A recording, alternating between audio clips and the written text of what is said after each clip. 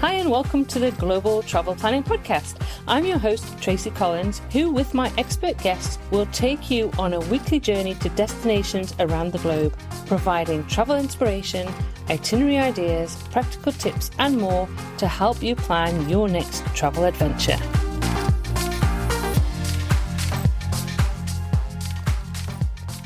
Hi and welcome to episode 33 of the Global Travel Planning Podcast. Now this week, Doug and I are here to talk all about our trip to Los Angeles, which we took in September. So only last month, beginning of September, when we flew from Brisbane to Los Angeles for a few days on our way to London.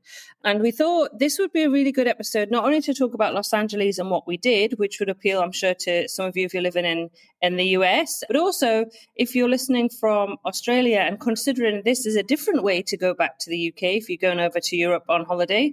This is something that we decided to do, was to go via LA. And we had a good time, didn't we? We really did. It's just an incredible journey. Yeah, it was a lot of fun. It was. So I thought this might be useful, kind of, as I say, to talk about what we did, how it went. Unfortunately, we had planned to actually arrive on Sunday, the 1st of September, and then leave on the Thursday, the 5th of September, to fly to London. But unfortunately, our flight was cancelled at quite late notice on the Sunday, wasn't it? It was, yeah. It was really unfortunate. It was cancelled due to a bird strike, which we can't do a lot about, really. No. So, and unfortunately, we had got an upgrade to business class on that flight. we'd put a bid in and we won it. So it was a bit chaotic on the Sunday, actually managing to get a flight. It took me most of the day to be able to make sure that we could get on the flight on the Monday evening.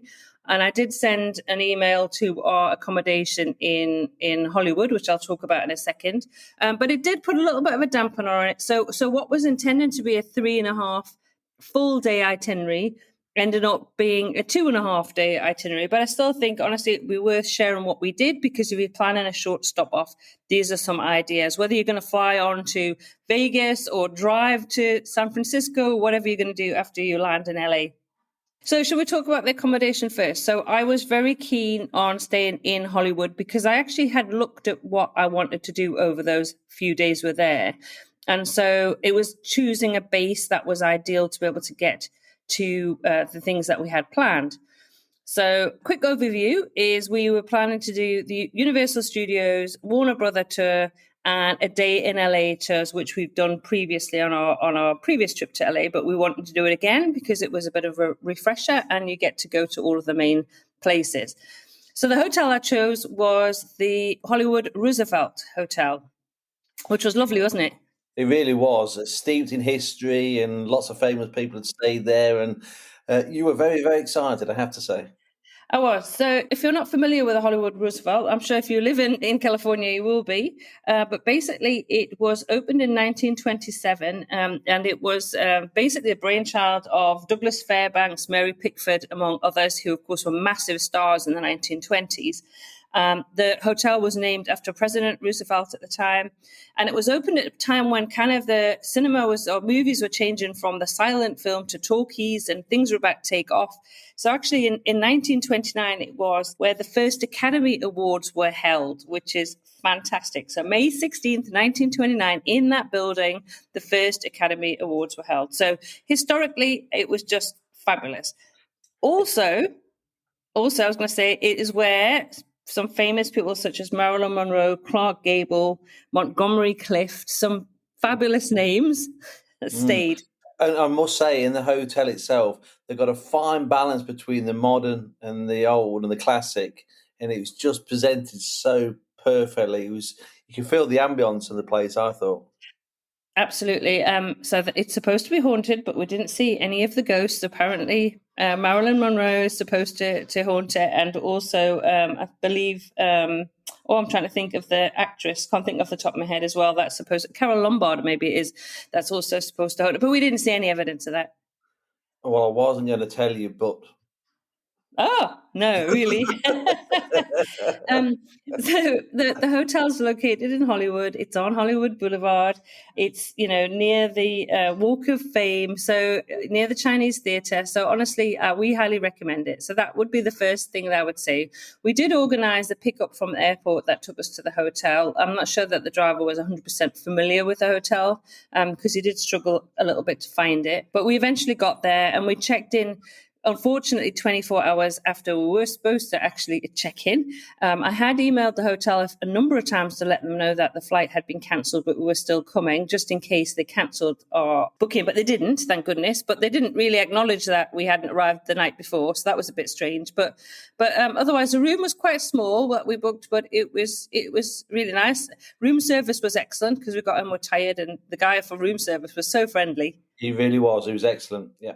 So other things that are notable about the Hollywood Roosevelt is it's got a wonderful swimming pool. So that's all I'm going to say, but it's absolutely beautiful, lovely swimming pool. And honestly, after a day out in LA, that's exactly what you want to do, is sit around the pool and relax. Most definitely, yes. It was a lovely pool. Okay, so our intended itinerary had been on day one is that we would go to Warner Brothers, and we're going to do the classic kind of Warner Brothers tour and followed in the afternoon by the TCM tour, which you were really excited about, weren't you, Doug? Oh, well, because I love the classic films, I really do. And I was quite disappointed we couldn't do that. Yeah, so unfortunately we had to cancel that, but I did do a little bit of kind of rearranging, and we did manage on the Thursday to do the general regular kind of Warner Brothers tour, but we'll talk about that a little bit when we go through, get to the day three. So the first day we got there, obviously, was the evening time on the Monday night, so we didn't do much. So, and we also knew we had an early start the next day because I had booked us the VIP experience at Universal Studios, which is not cheap, but is amazing. Oh, it really was. Absolutely. It really was a VIP day. Yeah. Yeah, so the advantages of the VIP day is that basically you have a guide who goes around with you in the day. He takes you to the rides. He can hold your bags if you've got bags. You get first onto the rides. There's no waiting at all. You literally get whisked straight on. It was a hot day, so we just recommend. It really was hot. It was a steaming hot day. It really was. And one thing I will say as well, even though it's a small group, there's no actual pressure to go on every single ride.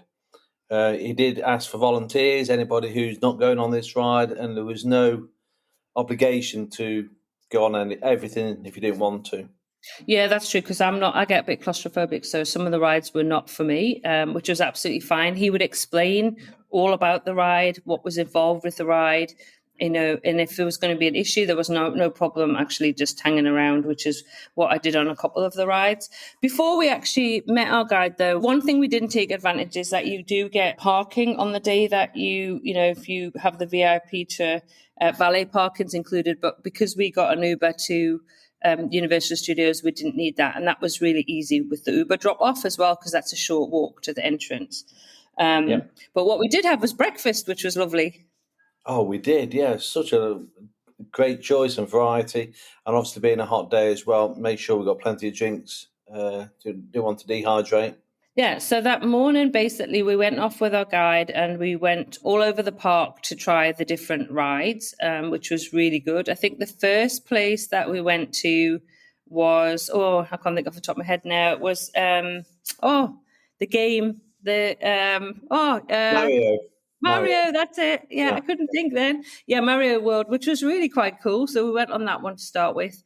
And then a number of other kind of roller coasters, the log flume, or the Jurassic World, that was excellent. That was probably my favourite. And while I will say that the guy who took us around, his enthusiasm was just unlimited. He really loved his job, didn't he? He did. He was brilliant, and kind of just gave us so much information and really looked after us. You really did feel like a VIP. It really was an amazing experience. And then we had a lovely lunch. Yes, that's right. Yeah, you met Dracula, I seem to remember. I did. I was having lunch and Doug's face changed, and I kind of looked up and there was Dracula on my shoulder looking at me. I was like, oh my goodness. Because yes, you do get the characters kind of walking around, which was really cool as well. And then in the afternoon we did the backlot tour, which was the absolute highlight for me. Yes, we really enjoyed that. Yeah. Yeah. So you get to do the studio tour of the back lot. You also get, if you're doing the VIP, you get to see the costumes and the props. So we had a walk through that large kind of big hall. I don't know what you'd call it. Big kind of, I don't know, like a Yeah, big shed. exactly. Yeah. Yeah, the pops. And then we also did the water show, the water world, didn't we? Oh, we did, yes. And we managed to fit the Waterworld show in, which he hadn't been sure if he could, but he did manage to fit that in, which was really good. I highly recommend that you go to see that. So we saw that, and then we did the backlot tour. And the advantage is if you do the VIP is that you get out of the cars and you can actually walk around, which was amazing. Yes, yes. And Yeah, it that was kind was of really special. Yeah, and he was pointing out where different films were made and then how they kind of dress the sets and what they can change on the sets. And also, I thought it was quite fascinating because there's a cinema in the back lot, and that's where famous people, even now today, will go and take their children to go and watch any movies that are out because they can't go to regular cinemas because they would get bombarded by so many fans. So they all go to the back lot of Universal and to the cinema there and watch the movies. Yeah, that's right. Yeah, I'd forgotten that part. Yeah. Yeah. So I thought that was pretty amazing. So basically, in the morning, we were in a small group, and then after lunch, we joined up for that backlot tour with a larger group. So I think there was probably maybe 2 groups put together, and we went off in the little kind of trolley car that you'll have seen, and then we went around the back lot. Obviously, we saw Jaws, and we saw like a lot of it I remembered from last time. Yes. But it was an excellent day. We finished the day. I would say it must have been about 5:30. It was a full day. It really was a full day. Yeah. Yeah. Yeah, so that was honestly, I would highly recommend it. There were quite a few people there whose children, it was obviously the birthday, so it was a big birthday treat. Were there any British people on that No, trip? there's 2 lads, British lads were there. That's right. That's right. So it's only, I think, maximum of 12 or 13 on that show. I can't remember the exact number, so you have to check on the website. But I highly recommend it. I'll put a link on to where we booked it. I booked it through Get Your Guide which is useful actually, because obviously I was concerned when things got cancelled, that especially that because that was expensive, like the flight. I was like, thank goodness we included that on the Tuesday, not on the Monday, because obviously that would have been a lot of money to have lost and have had to claim through our travel insurance. But luckily, I organised that for the Tuesday. So I would recommend, if you're planning to do something as expensive as like the VIP day at Universal, don't make that for the first day that you fly into Los Angeles, especially if you're doing the flight from Australia, where it's a long flight, just in case. It was a bit of a freak incident that happened that ended up with our flight being cancelled. But it didn't mean that I was panicking thinking, oh my goodness, am I going to be within the 24 hours to cancel and get my money back? So that was one thing to consider. So that was our Tuesday. That was a full day out. And then I think we just went back and relaxed at the hotel by the pool. Well, we did, yeah. Took it easy and went out for a local meal just off the Walk of Fame there. It was a small place. It was lovely. Yeah. Yeah, we did. And then the next day was basically our last full day, which I was really sad about because honestly, I'd wanted to spend a few more days in LA. So the next day we did a day in LA tour, which we'd done previously. We did this on our previous trip to Los Angeles and really enjoyed it. We did. That's why we did it again, because we enjoyed it the first time immensely. So we decided we were going to return and do it again. And I must say, because we're picked up right outside the hotel, the initial guy who picked us up, the initial guide, he was absolutely full of beans. His enthusiasm, his drive was just so engaging. So anybody first meeting it in a little group will know what I mean when I say everybody's a little bit quiet and a little bit reserved. Not for long on this one. He brought everybody straight out the show, didn't he? He was great, and he stopped because we had to go down to downtown LA to kind of meet the main boss and the other people on our tour. But he stopped off along the way, and then we got out and had photographs taken. Yeah. He was full of life. I wish I could remember his name because I would like to give a big shout out because he was fabulous. He was so much fun and such a good laugh, and everybody was laughing, enjoying it by the end of it. It was great, and we were hoping we had him all day, but we ended up kind of we waited. I think we had like a toilet break, and then we had to wait for like the main buses to get onto. They're not big, they're still not a massive amount of people on the tour, but we were kind of given our bus number and we had to wait. So I think it was maybe about 10-20 minutes, something like that, before everybody else arrived. And because we were staying at the Hollywood Roosevelt, and because the tour start in downtown LA, everybody has to kind of get to the same place to start the tour, which was really good. So the first place we headed to was Venice Beach, didn't we? Or did we go to Santa Monica Pier first? We went to the pier first, didn't we? Yeah. Yeah. So we had to walk around there, looked at where the Forrest Gump seat. Oh, that's right. Yeah, yeah. Yeah, had a walk around there. So I think we had sort of 20 minutes, half an hour there. And then we headed down to Venice Beach was our next stop. Muscle Beach, I think, is it down that direction? It's all down that side. It's just further down than the pier, isn't it?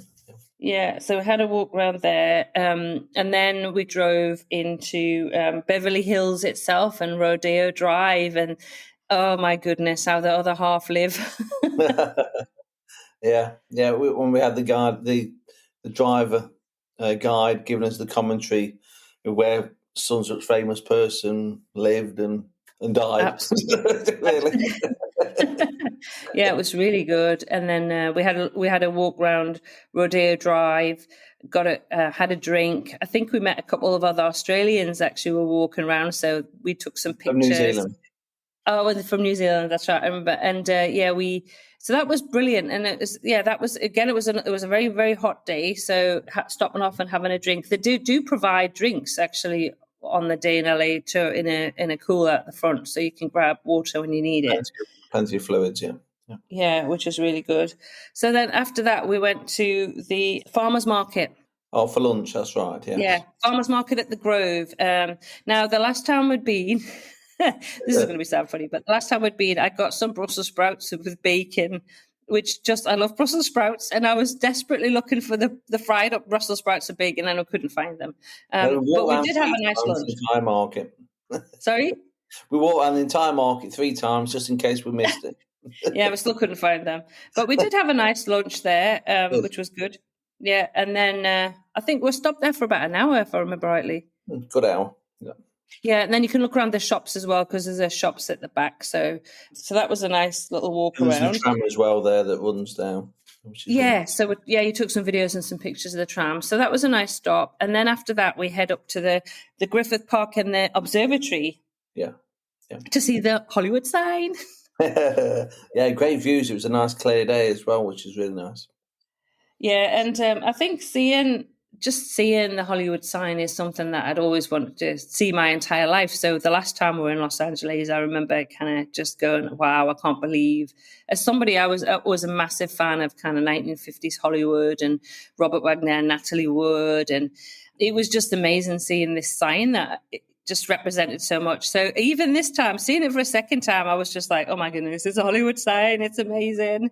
And I like the older films than that. I like the 30s and 40s films. Yeah, do, don't you? Yeah, you're a black and white movie fan. So then we had a little look around the observatory itself.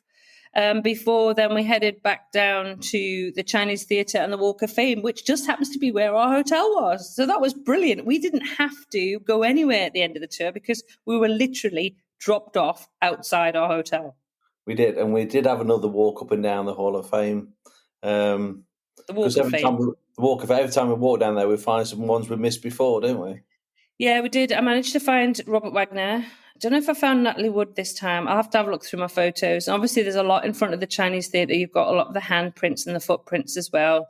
So, I did my kind of starstruck moment having a look around there.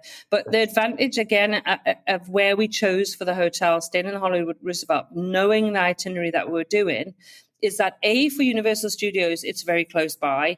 B, for a day in LA tour, I knew that we would be dropped off at the end of the tour, just outside the hotel. And believe me, you're tired at the end of the day. And it was fantastic. We just went straight in and then we were around the pool within about 10 minutes. It probably wasn't even 10 minutes. But yes. Yeah. So that was brilliant. Cocktails, weren't you? Yeah. Absolutely, I definitely was. And then I'm trying to think, then the Thursday, so we were flying out. We didn't need to leave the hotel until about 3 p.m. on the Thursday. So because we'd lost out on our first full day at Warner Brothers, I decided that we'd do the Warner Brothers tour instead. So I had cancelled that and rebooked that for the Thursday morning. Again, not too far from our hotel by Uber. Which we found really easy to call. That was never an issue. Picked us up right outside the hotel. Yeah, we did a late checkout at the hotel, which made it easy. Yes, we did. We'd organised a late checkout because it'd just be easier especially because it was really warm still, that, you didn't want to be hot and sweaty, get back and then go to the airport. So we did arrange a late checkout. So we did the Warner Brothers tour, which was okay. I enjoyed it, but I didn't love it. Yeah, I don't know thought why. the experience was a little bit flat, I thought, particularly in comparison to the Universal Studios. Yeah, I think it was interesting. And it was good to see where so many things that I had enjoyed, movies wise or series wise were filmed. And I'm glad I did it because it was always high on my list of places to go. And I managed to buy some friends' memorabilia for my daughter, who's a massive fan. And I think if we go back, I think do the TCM tour would definitely be on our agenda. I just think it wasn't as, I don't know, not as exciting perhaps as the Universal, but then it was a completely different experience. It was. I used the words, I thought it was a little bit flat, and I thought that at the time, I commented at the time, nothing against anybody doing it, but I just don't think there was that level of enthusiasm that was displayed to the Universal Studios, but no complaints. There was nothing wrong with it. It was fine. Yeah. Yeah, it was good. It was what it was, and I think it's worth doing if you're a Warner Brothers fan. Definitely go. I mean, just seeing just being there, I think is amazing, and seeing where things have been filmed, and obviously they're using it still as to record stuff. So yeah, so it was good, and obviously it wasn't. I can't remember the cost of it, but we were lucky that we got tickets to go on the so I think it was 9:30 on the Thursday morning. I kind of was quick to make sure that we did that, and then I think that was about 3 hours. We got back to the hotel with enough time to get ourselves sorted and then checked out, and then we just booked an Uber back to the airport, didn't we? We did, yeah. It worked out well. We weren't rushing in the morning either, so No, because I had thought about having a day morning by the pool. That was what I had intended the Thursday to be. But at least having some flexibility meant that we could move the Warner Brothers tour to the Thursday morning and not feel that we'd missed out. And as I say, it was one of those tours that I had at the top of my list and had not done last time. So I'm really glad we did it. I'm really glad that we spent, even though it was only 2.5 days in the end in Los Angeles, I'm really glad that we got to spend the time there. And I'm really looking forward to going back. I want to explore far more of it. So, I mean, if you're listening to this podcast and you live in California and you live near Los Angeles, tell us what we need to do next time. I want ideas for a further itinerary. Ideally, we would like to go out to Vegas and explore around that area as well. But this is what we fitted in for LA. So if you're living in the States and thinking you want a few days in Los Angeles, this is the sort of itinerary that I would suggest. It was really good, especially if you're a Hollywood fan, or, a day in LA tour is a fantastic way to kind of see the highlights of Los Angeles, and you don't have to worry. You're picked up from your hotel, dropped off, your hotel. So that makes things a lot easier. I'm just going to check the list to make sure that your hotel's covered. But yeah, I mean, it's a good way to get a kind of taste of Los Angeles. And if you live in Australia and thinking about doing this as a great hop off to get to Europe, I'd highly recommend it. We enjoyed it. I felt refreshed before getting onto the flight to London. Yeah, most definitely. Yeah, it's a good stopover. Yeah. Yeah, so I think that's it. I think that wraps up kind of a little bit of a chat about our trip to Los Angeles. If you've got any questions or you want any of the links to the hotel, the tours that we booked, they'll be in the show notes at globaltravelplanning.com/episode 33. So you can check those out. But until next episode, that's a bye from me and a goodbye from me. Until next time, happy global travel planning. Thank you for joining us on this episode of the Global Travel Planning Podcast. For more details and links to everything we discussed today, check out the show notes at globaltravelplanning.com. Remember, if you enjoyed the show, please consider leaving us a review on your favorite podcast app, because your feedback helps us reach more travel enthusiasts just like you. Anyway, that leaves me to say, as always, happy global travel planning.